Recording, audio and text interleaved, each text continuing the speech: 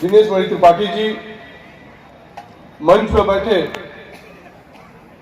उपस्थित सभी सम्मानित साथियों, मैं सबसे पहले अपनी बात को शुरू करने से पहले स्वर्गीय गुन्नू सिंह जी के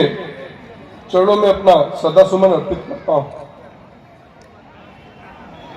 साथियों, ये तीसरी बार मैं इस जगह पे आ रहा हूं। राजकीय मंच के मार्फत मुझे याद है कि आदरणीय मुख्यमंत्री जी के नेतृत्व में भी हम लोग जब पहला कार्यक्रम यहाँ किए थे तो मैं उनके साथ यहाँ पर उपस्थित हुआ था। साथियों, बिन्नू भैया के जिस तरह हमारे सभी साथियों ने बात की और हम सब लोग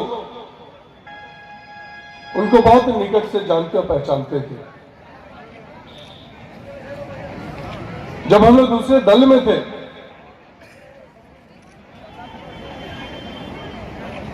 मानीराम की राजनीति करते थे, उस समय से हम लोग बिन्नू भैया के नाम को जानते हैं। और पूरे मानीराम जो हमारा पहले विधानसभा हुआ करता था, मैं ये कह सकता हूं जिस प्रकार के वो आदमी थे, जिस तरह अपने कार्यकर्ताओं के लिए, अपने लोगों के लिए वो लड़ते थे, मैं कहूंगा कि मेरे स्वर्गीय पिता ओम प्रकाश पासवान जी के से विरुद्ध में जो व्यक्ति लड़ता होगा, निश्चित तौर पर वो बहुत मजबूत व्यक्ति होगा। और मैं आज के इस अवसर पर बिन्नू भैया को नमन करता हूं। साथियों, आज ये जो विरासत है, चाहे जिस विद्यालय पर मैं खड़ा हूं, चाहे मैं किसी भी गांव में जाता हूं, कोई ऐसा गांव नहीं है जहां या भारतीय जनता पार्टी के कार्यकर्ता ही नहीं, अन्य दलों के लोग भी उनकी जब बात करते हैं तो निश्चित तौर पर यह महसूस होता है कि ये व्यक्ति ने जरूर कुछ अपने कार्यकाल में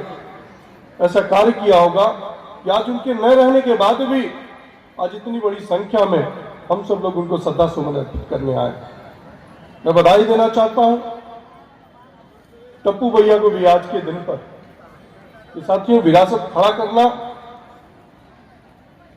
और विरासत पर राजनीति करना बहुत बड़ी चुनौती होती है। मेरे स्वर्गीय पिता स्वर्गीय ओम प्रकाश पासवान जी ने पूरे पूर्वांचल में एक अलग तरह की राजनीति कर अपना एक नाम और अपनी एक जगह स्थापित की थी।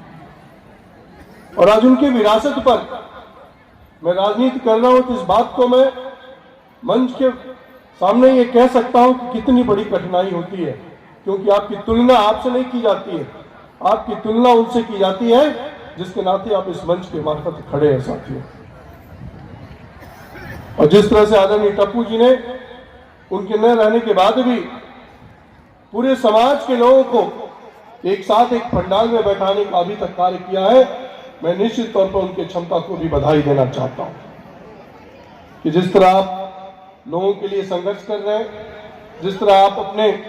समाज के लिए संघर्ष कर रहे हैं, जिस तरह आप अपनी संस्था के लिए संघर्ष कर रहे हैं, निश्चित तौर पर मैं आप बधाई के पात्र हैं और उम्मीद करता हूं कि आने वाले समय में आप इसी तरह लोगों का निरंतर कार्य करते रहेंगे। साथियों, मैं आज के इस अवसर पर एक बात और कहना चाहूंगा। एक सांसद होने के नाते एक सार्वजनिक मंच पर खड़ा हूं और पूरा देश इस समय वैश्विक महामारी कोविड-19 से जूझ रहा है और पूरा देश पिछले 5-7 महीनों में किस तरह बदल गया है ये भली बात आप जानते हैं, लेकिन आज भी हम लापरवाही कर रहे हैं। जब मैं स्वयं अपनी बात करूं और जब आपके सामने खड़ा होकर बात करूं तो निश्चित तौर पर मैं ये बात कहूंगा कि आदरणीय प्रधानमंत्री मोदी जी किसी भी मंच पर जब खड़ा हो रहे हैं एक ही बात कह रहे हैं, साथियों, ये वर्ष अपने आप को बचाने का वर्ष है। आदरणीय मुख्यमंत्री जी की पूरी शक्ति, पूरा सरकारी तंत्र अपने पूरे प्रदेश के नागरिक के प्रति वो कैसे सुरक्षित रहे, इसी बात पर बात हो रही है कि ये साल अपने आप को बचाने का साल है। लेकिन फिर भी हम लोग अगर जिस तरह आदरणीय प्रधानमंत्री जी की बातों को अवहेलना ना करेंगे कि हम मास्क नहीं लगाएंगे, सार्वजनिक जगहों पर हम दूरी नहीं बनाएंगे, तो निश्चित तौर पर हम सब लोगों के लिए खतरा का विषय है साथियों। इस पर भी हम लोगों को मंथन करना पड़ेगा। कल से एक बहुत बड़ा पर्व हम सब लोगों के लिए, छठ मैया का व्रत हम सब लोग, बहुत सारे लोग रखने वाले हैं। मैं उसकी भी आप सब लोगों को शुभकामनाएं देता हूं। अंत में मैं सिर्फ इतना ही कहूंगा